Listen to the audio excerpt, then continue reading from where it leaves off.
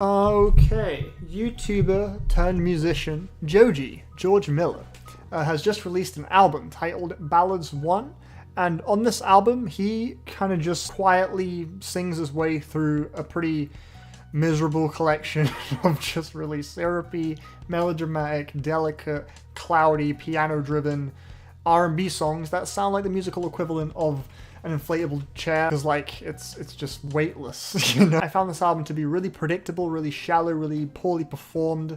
I thought it had no cathartic punch or pulse at all. Joji as a frontman is just completely dislikable. He's just got the least compelling voice, and that like he's so whiny and robotic. Like, he is doing nothing to propel my interest through these songs.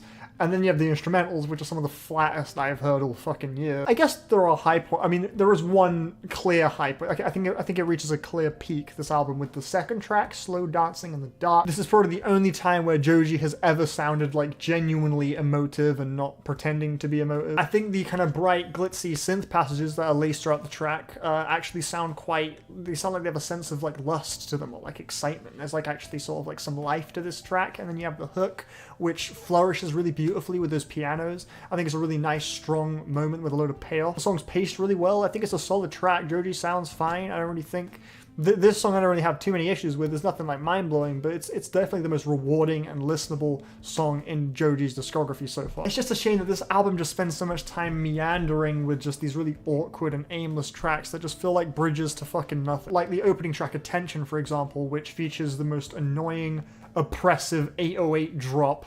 Like, what the fuck was that? The mixing just is terrible. That piano line that gets repeated throughout the whole song gets stale as shit really quickly. The song just meanders and just feels like totally inconsequential by the end. And you have Wanted You as well, which features this guitar line. It sounds really flaccid to me, really. And then you have the kind of muffled shouting vocals in the back, which sound like they're just desperately trying to give off this like desperation because it's all muffled and like, oh, I'm screaming, and it just feels so transparent. Like, everything sounds so nimble, like nothing really has that much impact at all, and just how awkwardly assembled the track is, it gives me no real reason to return to this song. There's nothing enjoyable about it, really. The album does kind of shoot for a poppy kind of sound on the song No Fun, but Joji's like trying to strike this weird balance with his performance where he's trying to kind of maintain that kind of emotional sort of monotone voice he has, but also kind of have like a peppy bounce to him because it's like a more upbeat track, so that's kind of necessary to have for this song, but it just ends up sounding so uncomfortable. There are these like kind of chipmunk filtered like vocal chirps and shit. It just sounds super cliche.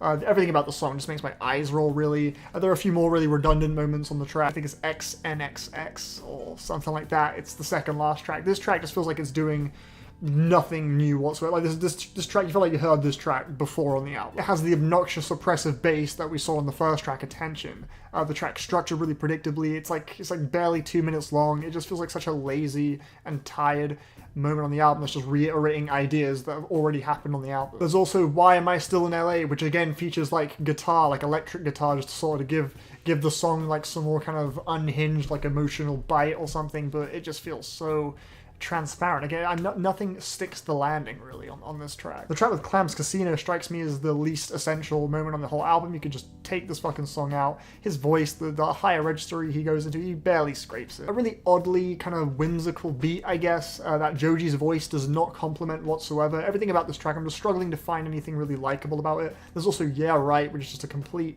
fucking snooze. The really melodramatic lyrics about just like how he's clinging on to a woman in his life and how they're treating him, and it's just all so fucking surface level and petty, and it's just like fucking the writing all over this album is like that. There are just so many corny diatribes and vignettes about just like failed relationships, and it's not tackled with any flair or personality at any point, and Joji isn't a capable singer at all in regards to A, being on key, or B, sounding emotive and raw and genuine. Like, he fails in both regards. I do kind of appreciate the closing track for at least being a little bit ambitious. I thought the beat when it came in did kind of catch me off guard. Also, the kind of distorted, like kind of fractured auto-tune vocals on this track mixed pretty nicely with the sort of choppy guitar samples. There was actually a sense of vulnerability to this song. Didn't really sound all that pleasing overall. Nothing I'd come back to, but I appreciate it. I guess it ended on a climactic note, I suppose. On the songs Come Through and RIP, you can expect to hear more garbage singing just awkwardly moan its way through a bunch of trite lyrics about failed love and all that shit. It's just fucking boring. Yeah, I don't really like this, dude. I just thought it was kind of shit. One of the most shallow and discordant albums I have heard in 2018. It's just nothing on this thing sounds agreeable. Everything sounds like it's working against one another. It just feels so thrown together. Feeling like a 3. It's kind of shit. Don't recommend it. Go listen to fucking Aviary, man. That shit's fucking cool. Way better than this, okay? Don't listen to this. Thanks for watching my review.